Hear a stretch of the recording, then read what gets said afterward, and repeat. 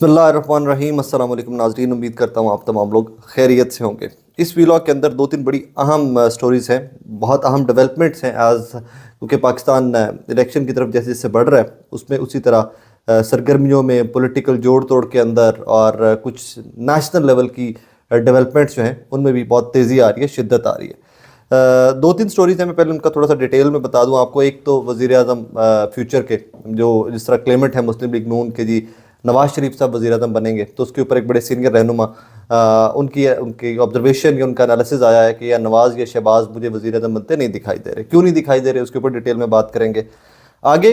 इसके साथ ही मुस्लिम लीग नून के अंदरूनी हलकों ने तमाम सियासी जमातों को इकट्ठा बिठाने की बात की है।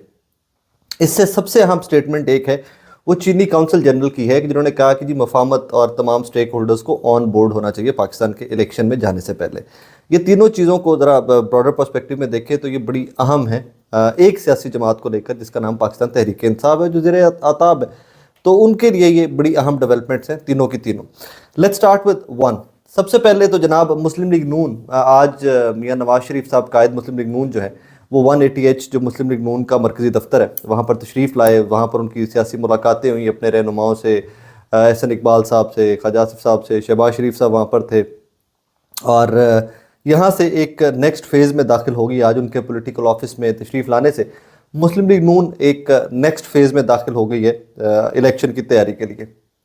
At the same time information ये है कि जनाब मुस्लिम लीग नून के बहुत सारे रहनुमाओं ने ये सजेस्ट किया है कि इलेक्शन मुहिम का आगाज़ करने से पहले तमाम सियासी जमातों को इकट्ठा किया जाए, एक दफ़ा बैठिए, उनको खाने पे बुलाइए, बात कीजिए और तय कीजिए मामलात के आगे कैसे लेके चलने हैं।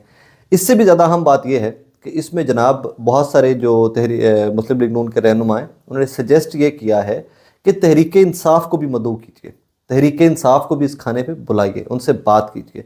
अब थोड़ा सा ज़रा फास्ट फॉरवर्ड चलिए, चंद महीने पहले चले जाइए, तो जब पीडीएम की हुकूमत थी यही मुस्लिम लीग नून के रहनुमा राना सनाउल्लाह साहब की स्टेटमेंट्स हैं, तमाम लोग की स्टेटमेंट्स ऑन रिकॉर्ड पड़ी हुई हैं कि ये लोग बात ही नहीं करना चाहते थे तहरीक इंसाफ से। ये कहते थे कि ये दहशतगर्द तंजीम है, हम इनसे क्यों बात करें, ये है ब्ला ब्ला ब्ला ब्ला। अब एट वंस क्या ज़रूरत पड़ गई कि आपको तहरीक इंसाफ के साथ बैठने की? ये सवाल है और ये $1,000,000 क्वेश्चन है कि अब आपको क्यों ज़रूरत पड़ रही है तहरीक इंसाफ के साथ बैठने की। इसके बहुत सारे जवाबात हैं, लेकिन चंद जवाबात में से सबसे पहला जवाब आपको मैं एक स्टेटमेंट से दे देता हूं और उसके बाद मैं आप पे छोड़ दूंगा कि आप डिसाइड कीजिएगा कि चीज़ें किस तरफ जा रही हैं और क्यों जा रही हैं। चीनी काउंसिल जनरल पाकिस्तान के अंदर जो है उन्होंने हमारे एक निजी टेलीविज़न के बहुत बेहतरीन रिपोर्टर है नईम अशरफ भट्ट साहब से गुफ्तगू करते हुए कहा है कि जनाब सी पैक में येस प्रॉब्लम्स आते हैं, हम चाहते हैं कि उन प्रॉब्लम्स को एड्रेस किया जाए। नवाज शरीफ की वापसी लोकल मैटर है, इंटरनल मैटर है पाकिस्तान का, इसमें चाइना का कोई लेना देना नहीं है।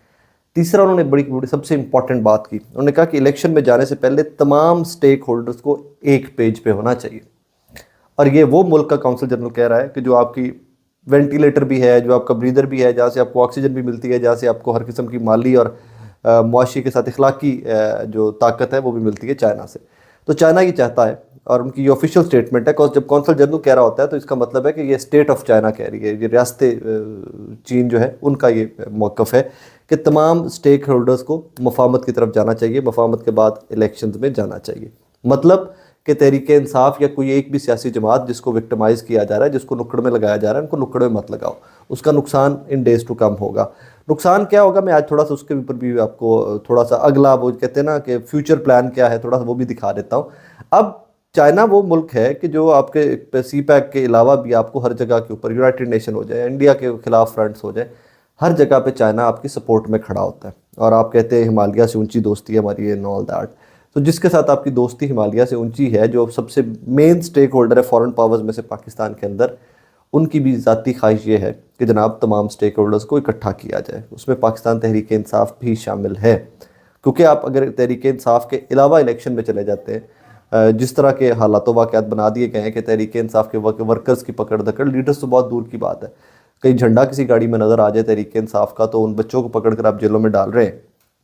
तो वहाँ पर इलेक्शन की क्रेडिबिलिटी या कितने साफ शफाफ इलेक्शन होंगे मुझे आपको ये बताने की ज़रूरत नहीं है, वी ऑल नो दैट। उसके ऊपर किस किस्म के क्वेश्चन आएंगे, इंटरनेशनल कम्युनिटी किस किस्म के question, eligibility of that government जो उन इलेक्शंस के नतीजे में बनेगी उसके ऊपर किस किस्म के क्वेश्चन आएंगे, वो पाकिस्तान की मदद किसी तरह नहीं कर सकते। वो इलेक्शन उल्टा हमें पीछे ले जाएंगे, पीछे माजी में धकेल देंगे, आगे हम नहीं चल सकेंगे। اس کو مت امپریشن یہ لیجئے گا کہ مسلم لیگ نون جو ہے وہ بڑی جمہوری سیاسی جماعت بن گئی اور انہوں نے کہا جی کہ ہم تمام لوگوں کے ساتھ بیٹھ کے بات کرنا چاہتے ہیں اور اس کے بعد ہم آگے چلنا چاہتے ہیں. ایسا نہیں ہے. مسلم لیگ نون حالات و واقعات کو سمجھتے ہوئے، دیکھتے ہوئے کہ یار چیزیں کس طرف جا رہی ہیں، چیزیں آؤٹ آف کنٹرول ہوتی جا رہی ہیں، تو اب ان کو کنٹرول کیسے کیا جائے، مسلم لیگ نون کا دھیان اس طرف ہے. اور ان کا دھیان ہمیشہ جو پرانی سیاسی جماعتیں ہیں ان کا دھیان ہمیشہ اسی طرف ہوتا ہے کہ الیکشن تک تو معاملات ٹھیک ہے، الیکشن کے بعد کیا کرنا ہے ان کو بھی ابھی سے ہینڈل کر لو. امیجن کیجئے آپ موجودہ سرکمسٹانسز کے اندر الیکشن کروا دیتے ہیں، اسی طرح پکڑ دھکڑ جاری رہتی ہے، اسی طرح وہ ایک سیاسی جماعت کو کارنر کرنے کا پروسیس جاری رہتا ہے. شہباز شریف صاحب، نواز شریف صاحب یا کسی اور سیاسی جماعت کا وزیر اعظم بن بھی جاتا ہے تو پاکستان کی مقبول ترین سیاسی جماعت کو مائنس کر کے آپ جو الیکشن کرواتے ہیں، انٹرنیشنلی ان کی کریڈیبلٹی کیا ہوگی، آپ کے ملک کے اندر ان کی کریڈیبلٹی کیا ہوگی. ابھی الیکشن کی ہوا نہیں ہے، ابھی الیکشن کیمپینز یہ وہ سٹارٹ نہیں ہوئی ہیں تو پکڑ دھکڑ ہر جگہ کے اوپر جاری ہے. عمران خان صاحب جیل میں ہے، تمام لیڈرشپ ان کی یا چھڑوا دی گئی ہے، پارٹی سے سائڈ پہ کر دیا گیا ہے یا ان کو پکڑ کر اندر دے دیا گیا ہے. ثابت کیا ہوا کہ جناب اگر آپ تحریک انصاف کے بغیر، اور تحریک انصاف کو جس سرکمسٹانسز میں آپ لے آئے ہیں، جن حالات میں آپ نے دھکیل دیا ہوا ہے ایک سیاسی جماعت کو، ان کے اسی حالات و واقعات میں الیکشن کرواتے ہیں تو آپ کا الیکشن کسی کام کا نہیں ہے. جو استحکام آنا چاہیے پاکستان میں الیکشن کے نتیجے میں، وہ استحکام کی جگہ پاکستان مزید اللہ نہ کرے غیر مستحکم ہوگا. اور یہ چیز اندھوں کو بھی نظر آ رہی ہے this moment. And I hope and I پرے کہ ہمارے پاکستان کے فیصلہ سازوں کو بھی یہ چیز نظر آ جائے. آخر میں ایک اور سٹوری ہے، اور وہ سٹوری کو بھی ذرا ریلیٹ کر لیجئے گا اسی سٹوری کے ساتھ کہ جناب پاکستان تحریک انصاف سمیت مسلم لیگ نون تمام سیاسی جماعتوں سے بیٹھ کے بات کرنا چاہتی ہے. جاوید ہاشمی صاحب ہیں، مخدوم جاوید ہاشمی صاحب ملتان سے، بہت پرانے پارلیمنٹیرین ہیں، نون لیگ کے سینئر رہنما رہے، تحریک انصاف کے بہت سینئر رہنما رہے اور پولیٹیکل ویژن رکھنے والے آدمی ہیں.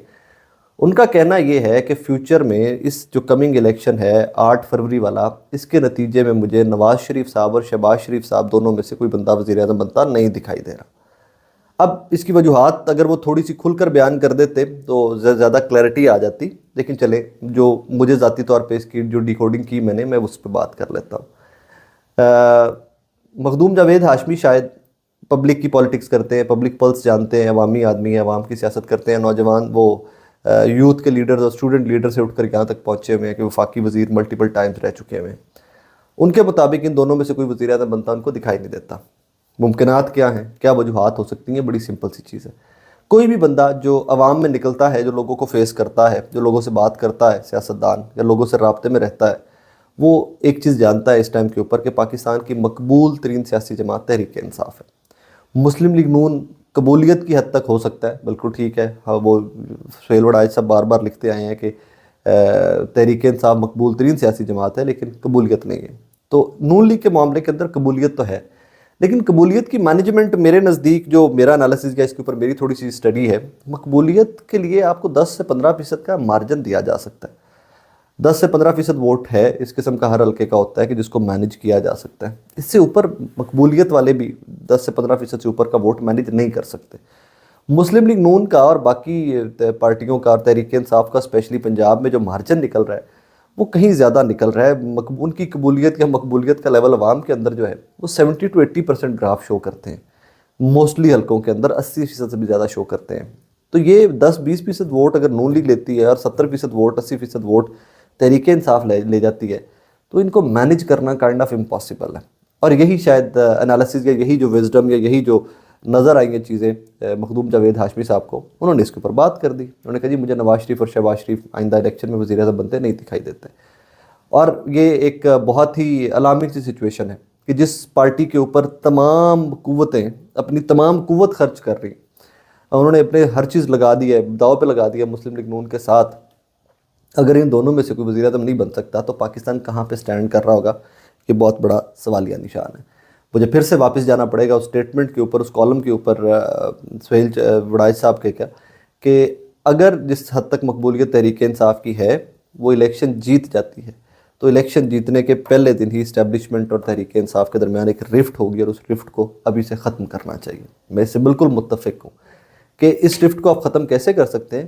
We all need to sit together. تمام پاکستانیوں کو، ہر طبقہ فکر کے لوگوں کو اکٹھے بیٹھ کر الیکشن میں جانے سے پہلے ایک دفعہ ڈیسائیڈ کرنا ہے کہ یار ہم جانا کس طرف چاہتے ہیں.